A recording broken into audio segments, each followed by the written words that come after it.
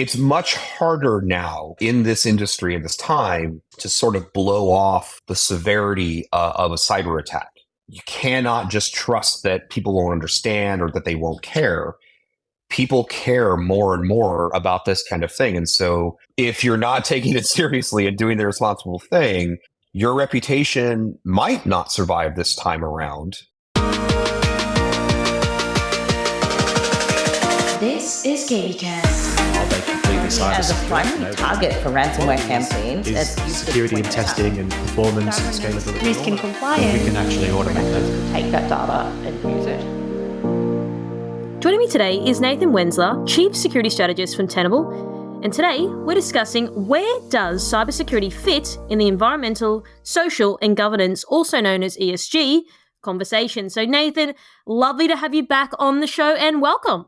Thank you so much. It's really wonderful to be here again. So I want to get into this. Now, ESG or environmental, social governance, however you want to frame it, is pretty big topic of conversation no matter what government, whether it's, private enterprise, a lot of people are talking about it. So I think this is really important maybe to start with that and then sort of move towards what does this then mean for cyber? So I want to get sort of your thoughts on that. Yeah, it's an interesting movement. I mean, I think we're seeing now a lot of acknowledgement from government agencies and even from private sector side of the house that there's a lot more to running a business than just pure profit or your stakeholders, shareholders kind of concerns. That the way we operate organizations, public and private sector both, have a lot of impact in the environment around us, into people's social interactions and our society as a whole. And that obviously governance over these kinds of matters are really important because we need to make sure that any of the systems that support good societal health or public health and the environment are sound. Those programs work. And so, as you mentioned, there's been a lot of interest in that. There's been funding set aside by a number of governments. I believe, if I remember correctly, Australia just last year was $4 billion in new funding that was put aside to try to help accelerate like clean energy sector, green energy, and these programs fit very nicely into ESG strategies. So there's a big movement towards this kind of thing. And of course, when you look at programs that support this, obviously technology is the backbone of how all of it works and where you get operational benefits and where we find new sort of innovative efficiencies around better energy production, cleaner water, any of that kind of thing. And if you have technology involved, then cybersecurity has to be part of the conversation as well, because now you're dealing with the traditional sort of components that are often the targets of cyber attacks. You've got data involved, whether it's personal data of constituents or the corporate intellectual property data, that type of thing. So there's a lot going on. There's a lot of moving parts to it. There's a lot of different ways that we're seeing organizations implement the ESG concept. What is a sort of a social consideration for one organization may not be quite the same for another. But the emphasis on all of it is that if we're going to support these kinds of programs, there has to be a very, very strong technology foundation to do it. And that's the point where if you have all of that technology, you have to factor cybersecurity situations into it to make sure that the integrity of those programs remains. Okay, so there's a couple of things there I want to just explore a bit more. So you said how companies are implementing ESG concepts, number one, but then you also then linked it back to there's a strong tech side of it. How is that sort of related? It does depend a little bit on the kind of organization we're talking about. So let's talk about a couple of examples that might make it a little bit clearer. But keeping in mind that these can be very, very different concepts depending on the organization. So let's think about a power company. A lot of power companies, there's again the investment towards green energy. And so you have organizations, utilities, water utilities, both on public and private side of things, are looking at ways to generate power in a more environmentally conscious sort of way. And so that's looking at green technologies. It's looking at technologies that can help us make the production of energy more efficient. So there's a lot of again, moving parts in the technology space to support how the environmental improvements would happen for those kinds of power generation or energy companies. Now, why is cybersecurity important? Well, if a criminal actor or a nation state actor or someone malicious decides to target the technology that is supporting that green energy production or that efficiency improvement for oil or natural gas or something to that effect, then there's a lot of potential damage that can be done. You could shut down production. You could damage very expensive equipment. You could even pollute or cause those efficiencies to go away if you're a particularly malicious attacker. So the benefits of it and the goals of an environmental improvement in this particular instance can be utterly eliminated with a cyber attack if it were to compromise the technology that's making those things work. Now, that's one example from an environmental standpoint. But environmental could also be your corporate culture. It could also be how your private business or your corporation, you might have 5 or 10,000 employees. Do they all commute? Do they all generate carbon dioxide gases because they're driving into work or commuting every day? Are there technology initiatives that could help them work from home or help them commute less or whatever the case might be? Those are environmental considerations as well. And there's technology that supports all of that. But now we're talking about a different sort of effect. If there's a cyber attack against that, it means people can't work from home or their personal data is compromised or the work that they're doing for that company could be somehow compromised and, loss of intellectual property, that type of thing. So it sort of all piggybacks on itself, right? There's all this technology that can support the various pillars of an ESG initiative, but that technology can be targeted. And that's why cybersecurity has to be a critical component of it because of the harm that could be caused depending on what type of initiative you're building. Okay, so let me get this straight, just so I have this clear. So hypothetically, just say I'm an organization and it's like, okay, we want to reduce our carbon footprint. And because in your side of the world, you drive vehicles everywhere. There's not a lot of public transport, as you and I have spoken about at length and we caught up when you're here in Australia. So just say, okay, give an example. Your company in Los Angeles, obviously there's not a lot of public transport at all. And you've got a company of 10,000 people that are all commuting, but they're like, okay, as a executive decision, we're going to sort of offload that by saying we don't want our workers to commute to, support the initiative of reducing that carbon footprint. Then as a result, it sort of shifts the problem to all these people now at home, not commuting. That then opens up another can of worms, as in this cyber can of worms. Is that correct? Yeah, I mean, that is a consideration. And if you look at it purely from the environmental standpoint, if, let's say, the technology that supports those remote workers, the way that they telecommute and the way they connect into their corporate work is compromised, then they may have to commute in. So now the benefits of the environment, the environmentally conscious company that's trying to do the right thing in that regard suddenly is back to square one where their employees are back to commuting every day because the technology's been compromised and they can't have people work from home. So it is both a cybersecurity problem and it defeats the purpose of it, at least the environmental pillar in this example, of the ESG sort of initiatives. And this is where, again, it's so intertwined. What organizations are trying to accomplish from an ESG standpoint, both can be compromised due to a cyber attack, and cyber attacks can also cause a lot of other damage beyond that. So it's a true business risk kind of consideration, but it has to be taken in the same breath that we talk about ESG because of how interconnected the technology is to support those initiatives. So hypothetically, people saying we're trying to do the right thing, we're going to get all our people to work from home to reduce our carbon footprint, and then we've got cybersecurity problems. So now we've actually technically got two problems because the people got to come back into work. Correct. That's exactly correct. Yes. Okay, so you said a consideration. That's the operative word that I kept hearing from you. Would you say, from your point of view, people are considering this? Because I mean, when you position it like that, makes sense, right? So it's like you're trying to offload one problem, and then you potentially get two problems. So how do you balance this? So, this becomes a business decision at the end of the day. Everything we're talking about here is a business decision. So really the question starts becoming, why is your company taking on an ESG initiative? Is it regulatory? Are you required to do it? Is it because you're trying to create goodwill with your customers or your constituents, assuming you're in a place where it's not regulated or mandated? There's a lot of reasons from a business perspective why you would embrace this kind of a program. And so, like any other business consideration today, when you adopt a new process or a new program, inevitably technology is going to be part of what supports it.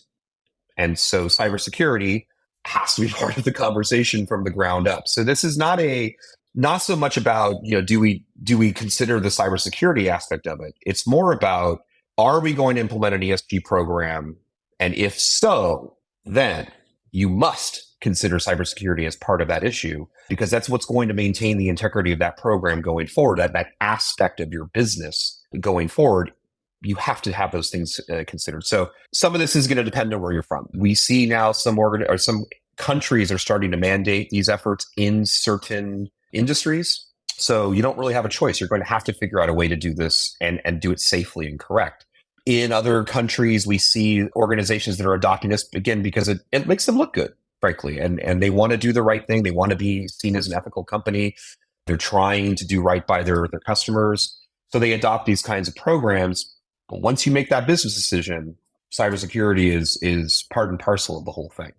Okay, so the part I want to focus on, this is where it gets interesting. You said, if so, then that's the next part, right? So then the if so, then, is that the part where people are sort of just stopping and that's the end of the road? Like, it's like, okay, well, if so, then we need to consider cybersecurity. It's like, okay, we've done all this ESG initiative, we've done the right thing, we've sent out the press releases, and everyone knows we're doing the right thing. But then it's the if so part then. Do you think that's where sort of people aren't considering the cybersecurity implications? I love that question so much. Yes, I do think you've nailed it to some extent. And I think there's a disconnect between what people consider the three pillars. So environmental, social, and governance.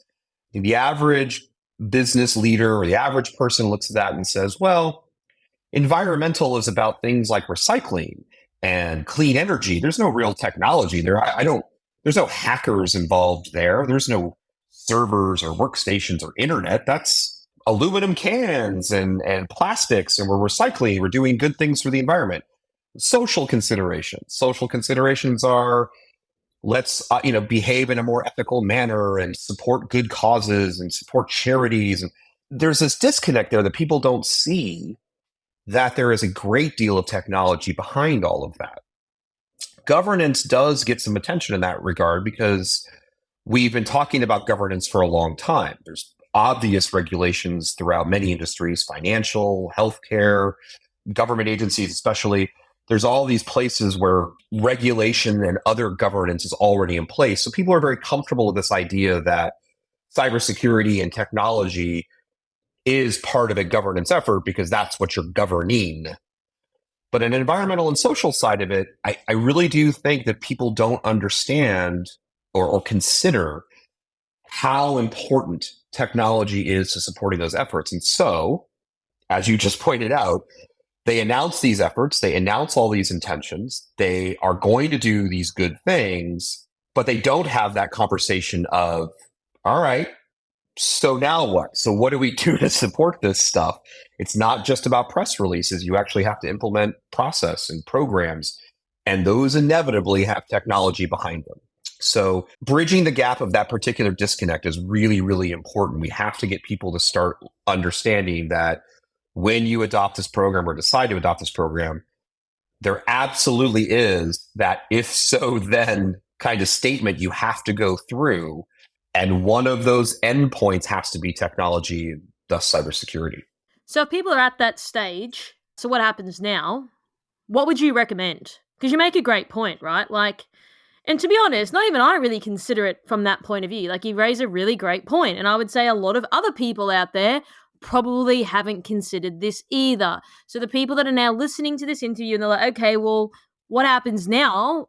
What happens? I think the key here is that you almost have to look at ESG programs as not necessarily being anything special from a cybersecurity perspective. Understand and acknowledge the places where technology is involved in supporting those efforts. So this is about understanding your process, understanding the assets and the technology assets you have in your environment, what's being used to support those initiatives. Could be as simple as email. Well, if it's email, great. You have servers that support email. You have service providers that are probably involved. All of your employees that are involved, they all have workstations or laptops that access that email. So you have a lot more technology involved in just something as simple as email that you have to consider as sort of part of this whole process. So the key first step is again is acknowledging and understanding that any ESG initiative has technology behind it that is going to support its success. Then you have to ask yourself, what are the pieces, the components that in my organization that are going to support this? And you start to sort of build out a map, if you will, of all of the areas of technology, your data, the access, the credentials, the logins that are all involved, like the people that are going to be accessing all of this, the types of communications you're doing, what platforms those are on. Are they in public cloud platforms? Is it all hosted within your own environment? All of these moving parts. And once you have that understanding, now you're going to apply essentially the same sort of cybersecurity risk management concepts you do for anything else. Where are the vulnerabilities? Where are the misconfigurations? Where could we have data compromised? That part of it is essentially the same as you would do for any other cybersecurity effort. It's connecting the fact that you do have technology involved in these programs and making sure that you understand what those things are so that you can start to make good decisions about it. That's where you have to start. Okay, so you raise a great point around, okay, once you're aware of it, etc., you embark on this quest, and then it's like, okay, we got to map stuff out. But that's the part where it gets hard. Like, people won't, that could take years to map out. But then you've got PR and you've got legal and stuff saying we've got to push this ESG program out because we've got to do it, we're regulated, whatever. We've got to do it for our customers, etc. But then you got the security team going, well, we've got to map all this stuff out. We don't even know what's even going on here. Well, and this is the part that we, frankly, as a security partner, we should be doing this all along. I mean, if you look at any of the best practices that have been out there for a long time, I mean, the SANS, the former now SANS top 20 controls, the Essential 8, NIST here in the United States has their whole list of recommendations. All of it starts, and again, forget ESG for a moment. All cybersecurity programs start with understand what assets you have. Like it all starts with asset inventory. And that's, again, it's not just Windows and Linux boxes, it's applications, it's users, it's special equipment. If you're in power or energy, you probably have a lot of operational technology or critical infrastructure stuff. It's very specialized equipment, but it's all connected to something. So asset management, asset inventory, those kinds of concepts, this is not new. We should have been doing this all along. When you adopt an ESG program on top of that, the mapping doesn't have to be super precise. You just need to understand that there is technology involved. It's probably technology you've already done your inventories on. You should already be aware of it. So understanding that, yes, if you haven't done any kind of inventory and you have no idea of anything that you have in your environment, yeah, that can be a tedious process, no question. But you should not be waiting for an ESG initiative to start that. You should have been doing that a long time ago. And that's where we can talk a lot about best practices around just generic cybersecurity efforts. How do you scan your environment? How do you perform assessments? How do you identify what you have? There's tools that help. There's well-documented processes out there that can help you with that. But you shouldn't be waiting for an ESG initiative to be doing that. That should already be done. The trick is getting that sort of mental kind of human connection between, we're trying to be more socially conscious as a company, but there is technology that's supporting our work to do that, to get that done. And we need to make sure that we're doing all the right things to protect that infrastructure and those assets. And I think the great point you raised there is, and yes, you're right, we shouldn't be waiting to this point, but I guarantee you there are companies out there that have that freak out moment. But you said you don't have to be so precise. So it might be, here's an example, you got the map of the United States, you zoom out, there are the 50 states. You don't need to zoom into the point where you need to look at every single city, town, road, street, everything like that. You just need to conceptually know, like, okay, there's are the states and this is where they conceptually are, right? Because I think that may maybe ease the pressure for people. Then they can do sort of full-blown asset management and inventory side of things like at a later date. But conceptually, you should know. Yeah. And a lot of it could probably be lumped into any existing security work that you're doing. So let's take an example on the social side of social media. Maybe you are a company that is going to engage more openly on social media platforms with your customers. You're going to engage with more charities, start to have these more public facing kinds of things, which was phenomenal. It's a great thing. I would encourage organizations to look into that. That's part of what ESG is about.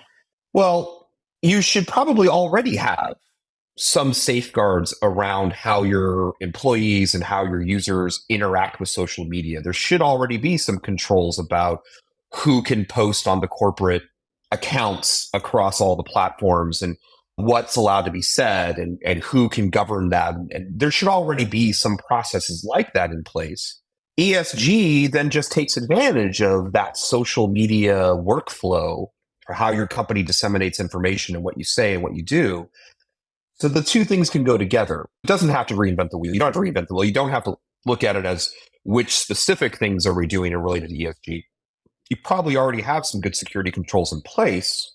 The key is just being aware that the two things are related. Like, it's not just that your social pillar of ESG is out by itself, unregulated, not being watched, and everyone can say whatever they want. No, it's working through your corporate social media accounts. So it's now going to take advantage of the same security controls, the same processes that you already have in place. That's the understanding that we have to bridge, that these things are absolutely related. So then the other question I have is, why are organizations tending to prioritize ESG initiatives over cyber? Now, I do understand, but obviously this is a cybersecurity podcast, so in my mind, like, cybersecurity is the most important thing, or else I should not be running this show. So I'm just then curious, do you have any insight? To be perfectly blunt about it, cybersecurity is not terribly sexy. We do a lot of work behind the scenes. If your security program is running on all cylinders and doing all the right things, what happens? Nothing.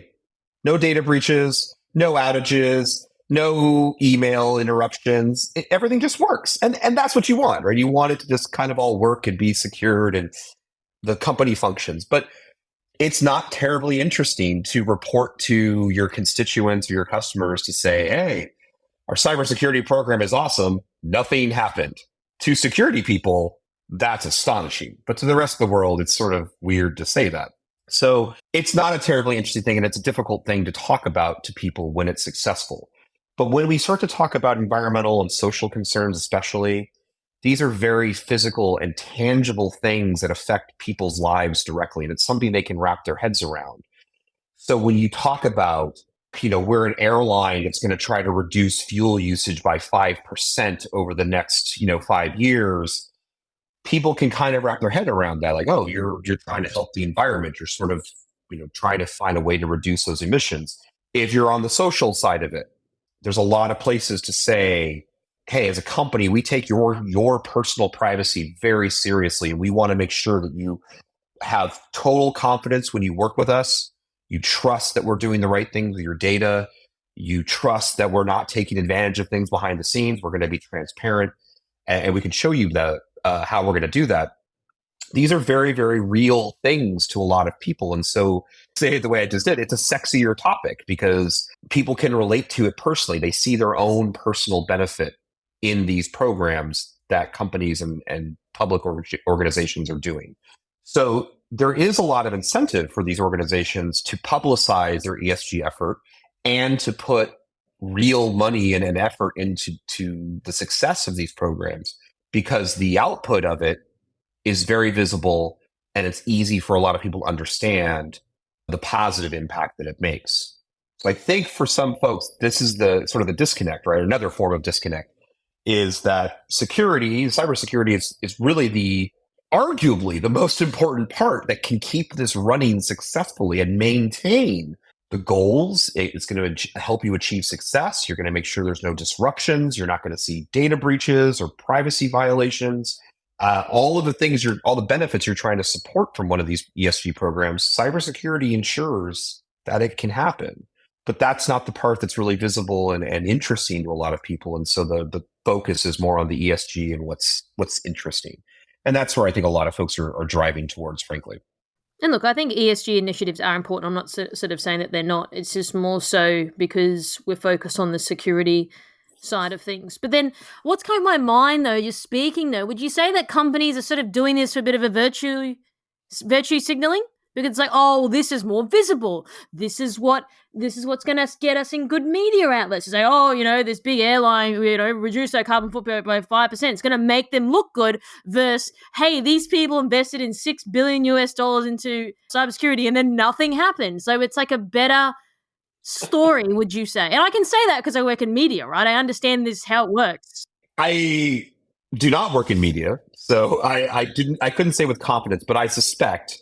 Yeah, there are absolutely going to be companies that do take that route where they do just see it as a way to get a headline and get a little bit of attention and work on their public-facing reputation.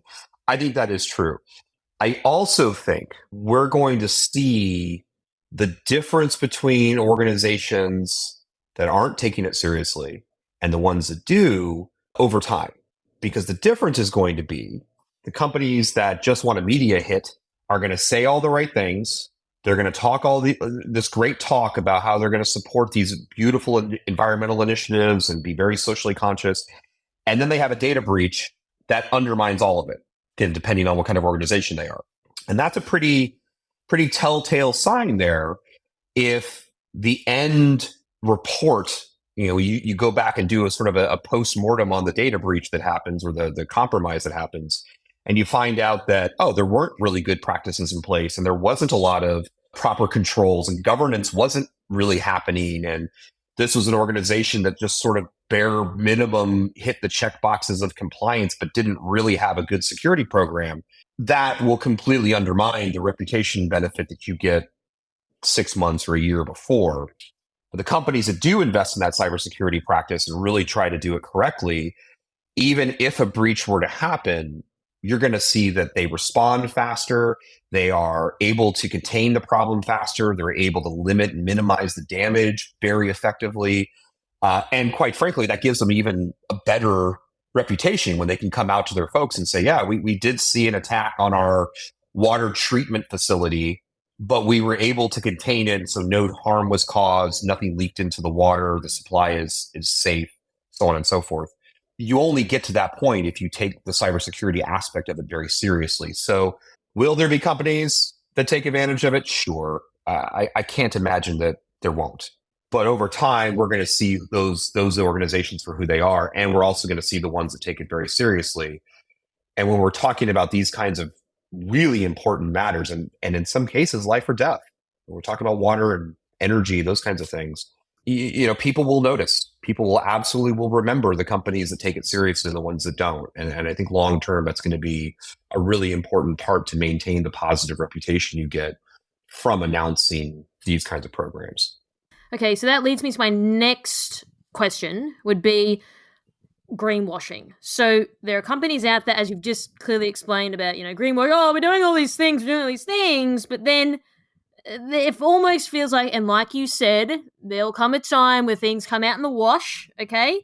And there's maybe this element of like cyber washing, and I've just occurring in the industry. I mean, like, I've just randomly coined that term, but it's the same thing. People claiming they're doing all this stuff, but in actuality, they are not doing that. Whether it's greenwashing in terms of that's the way I'm looking at it, but then like you said, they're going to come undone of all these people saying, oh, we're doing all this ESG program, and then they get stitched up because some cybersecurity problem then occurs down the line. Well, I may have to steal that term from you a little bit too. It's actually a pretty good description of what happens in a lot of cases. And I think one of the most common forms of, to use your term, cyberwashing, is that idea that if I'm compliant with some sort of regulation, therefore I am secure. And those of us who've been in the industry for more than a few minutes, as you well know, we know that compliance is not security. Checking the boxes does not guarantee that you're doing the right things, that you're implementing it the right way for your organization, and really ensuring the integrity of the program is doing what you expect. That's been decades. We've been saying those kinds of things about compliance and regulations in a lot of ways. So I think the difference now, however, is that the customer base and your constituent base is becoming more savvy about this stuff. When we look at major data breaches from 10 or 15 years ago, if we go back to like here in the United States, we had some of the big ones like the TJ Maxx breach from many years ago. The Target breach was obviously a big one. We still talk about it to this day in some ways.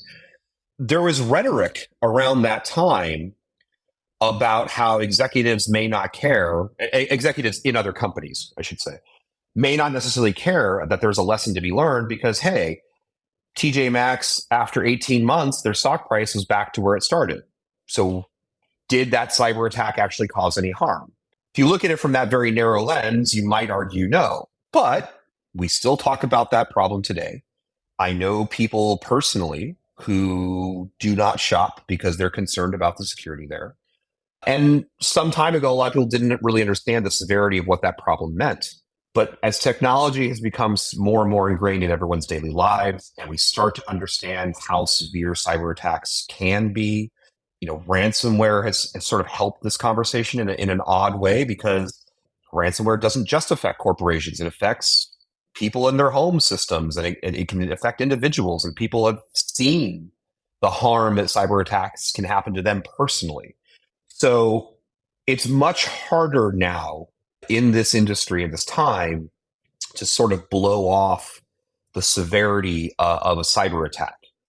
You cannot just trust that people won't understand or that they won't care.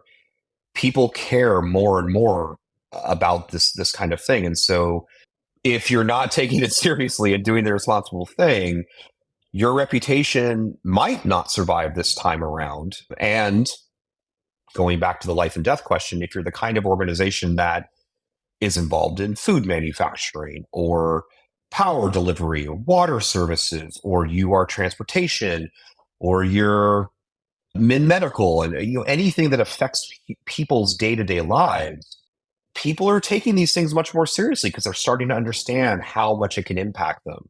So I don't know. I don't know if the cyber washing kind of concept is going to really continue on successfully.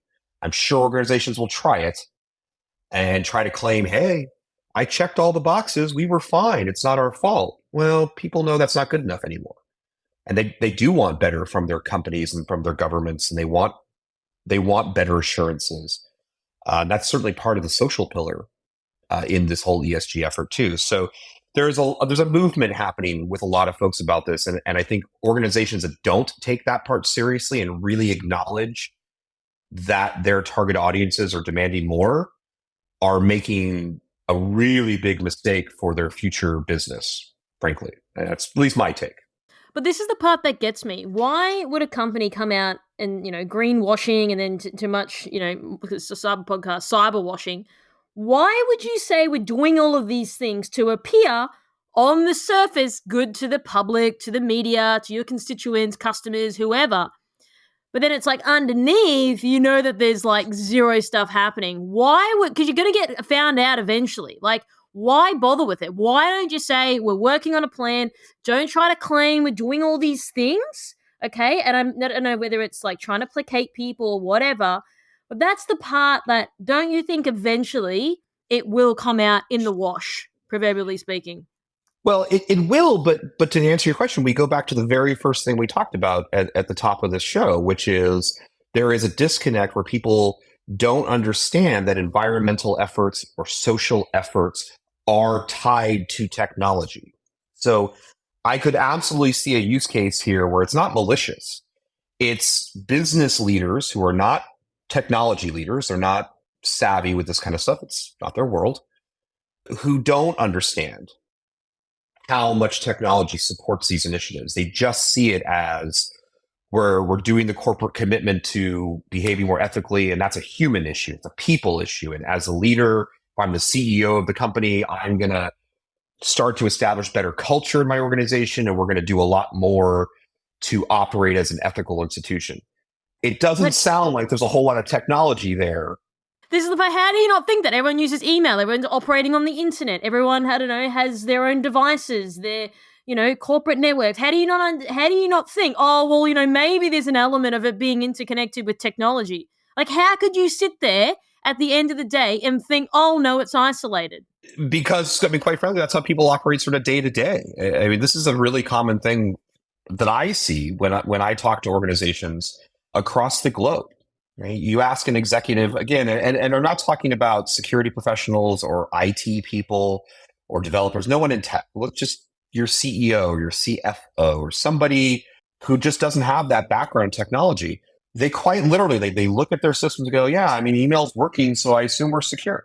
They don't. It's not their world. It's not their area of expertise. They don't understand what goes on behind the scenes to make those things not just work, but to work in a way that is safe and secured and isn't compromised. So that's really where that disconnect is. It's like, sure, I'm going to, the CEO, I'm going to use that example again. I'm going to communicate to my whole staff in email about all the initiatives I want to do for the culture change and what we're going to do ethically.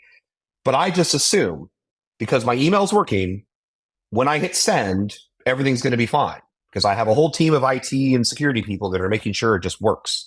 They don't understand there's a lot of business risk involved with cybersecurity, and it just doesn't come into the equation. So they see it as a technical thing. If the technology is just working, everything must be fine, and we don't really have to think about it beyond that. And that's where you get that disconnect of, well, we're doing this big social thing. Do I really have to think about cybersecurity? Well, no, because our social media platforms are all working. What's the big deal? Right. But are they compromised? Have hackers taken over your social media accounts? Are they lurking? Have they compromised credentials? I don't necessarily expect a CEO to ask those questions directly, but I do see a lot of those business leaders, they still to this day do not see cybersecurity as a risk management function. They see it as an IT function. You and I talked about this the last time we talked on your podcast here, that it's a massive problem for business leaders that they just see it as a pure technology thing. And they don't see cybersecurity as a business risk decision-making tool or decision-making function. That's where the disconnect is. So using ESG as the example again, if this is the initiative that gets folks to start to understand that, hey, if this program, the technology isn't secured behind it, we could be compromised and look terrible or severely harm people. Boy, maybe we better start taking this seriously and start to make decisions about it at the business side of it, not just offload it to IT and expect them to do it.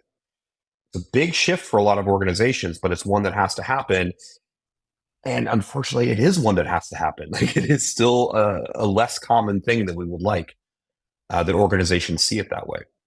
And look, I understand that a CFO doesn't need to know the minutiae of how cybersecurity works and controls and configuration. I'm not expecting that, but they still have to have conceptually a high level of, well, if we're an e-commerce business, for example, our business runs on technology.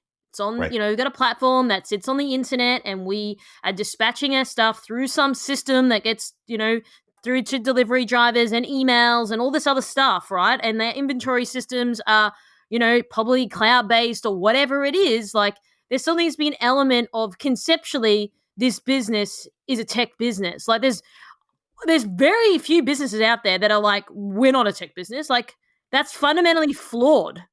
It is, but I think the challenge is still that cybersecurity specifically is just still seen as a pure technology function. And so, I mean, I'll give you a great example. When I've run security programs in my past, and I tell people this today when they ask me, like, what's the first thing you do as a CISO? For me, I make a point when I start in a company and I'm getting to know everybody, the first executive I talk to, the first executive is the CFO, not the CIO, not the CTO, not the technology folks. I go and talk to the financial officer. And the reason I do that is because I want to sit down with that person and make sure they understand that as the chief security officer, I am in the exact same line of work that the chief financial officer's in. And it's fun to do this conversation, by the way, because a lot of times in my experience, the CFO looks at me like I'm a crazy person, which, okay, you see me as this techie hacker type of person. You don't see me as an accountant. But what I always remind them is, like, isn't your job as a CFO to ensure the financial integrity of this organization, to ensure that We don't suffer liability or loss from legal harm, from regulatory fines, or from any kind of outside impacts that could cause financial harm to this company. And they all say, yeah, of course, that's what I do. And I say, great, that's what I do too. As a security professional, that is exactly the same business I'm in, is to help put good controls and practices around the technology so that we don't suffer from financial loss or regulatory fines or legal liability or all those things. Bridging that gap of understanding has been incredibly critical for my career because once I have the CFO understanding that's where we are, suddenly cybersecurity is up at the business layer. Now everyone's talking about, hey, we want to move into this new program. Are our systems secure to support that? We want to acquire a new company. Will this be secured? If we move into a new country and do business in a new country, are we going to be regulatory compliant? They do start to think more about cybersecurity because they don't see it as an IT function anymore. They start to understand it's truly a business risk concept. ESG is going to be no different in this regard, right? That's the gap that we have to kind of bridge with people, is that you're trying to be more green. Great. But there's a lot of business risks to doing that. And part of business risk is, are the systems you're putting in place secure? Same with social and same with your governance practices. Having cybersecurity be part of that business risk level discussion has to be where organizations get. They're not there today. Boy, it's long past time to get on board with that. And it is a real challenge in the industry. I see it all the time still. So to you and to your point, it's frustrating. It seems hard to believe, but it's the truth of it. We still have a long way to go to get folks to understand how critical to businesses cybersecurity really is. So what happens now? What do you sort of see? You know, I've obviously had this conversation. Obviously, this is going to evolve. We are probably going to see companies that get, unraveled through this process, unfortunately. What are your sort of insights, or do you have any sort of hypothesis as to what we may start to see as we sort of embark on this new wave of this ESG movement? Or well, my hope is that because it's such a public sort of thing, again, we go back to the idea that the environmental and social aspects of it are very tangible. They're very real to people. And with especially the social side of it, we're seeing so many movements over the last several years globally where people are demanding more from their governments, from the companies they do business with. They want to see more ethical behavior. They want to see better integrity in whatever they do, manufacturing or delivery of service, whatever the case is.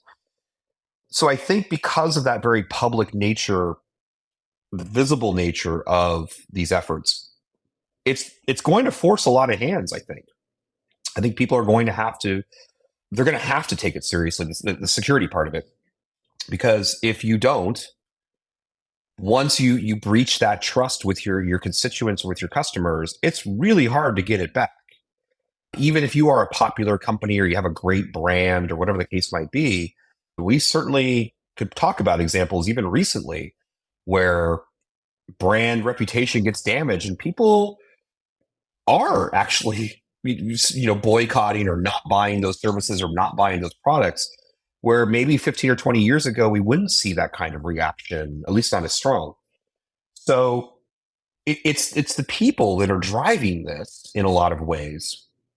And I think that, again, if you're not really looking at this as a true business function and you're not taking security matters into consideration from the get-go, you're going to run a very high risk of getting stuck in that position where you've committed to data privacy and then you violate that, or you're committed to clean energy production and then some cyber attack happens that destroys your systems, cause a massive toxic spill or something terrible.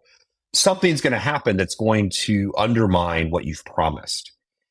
And that's not something that is as easy to recover from today as it was in the past. So I think where I see companies taking ESG initiatives very seriously, and they understand the risk aspect of it, those companies are definitely taking cybersecurity into consideration right out of the gate, which is phenomenal. I love to see that, and we need more of that. But for the rest of the organizations, it may be a very hard lesson learned, which will be very sad because of the impact it will have on individuals. But hopefully those lessons become fewer and further between, so that we do start doing our due diligence correctly, and we do take this seriously and see ESG as an opportunity to up the game on our cybersecurity programs. Do we understand where we're vulnerable? Do we understand where we could be attacked or compromised? Do I have a good understanding of how, like, where my data is stored and how it's accessed? And could somebody get to my data from somewhere else in my environment? The more that we're taking that stuff into consideration, the more successful the ESG programs are going to be, and all the other programs that we're trying to build and support. It's all hand in hand here at this point. Thanks for tuning in. For more industry-leading news and thought-provoking articles, visit kbi.media to get access today. This is KBcast, the voice of cyber.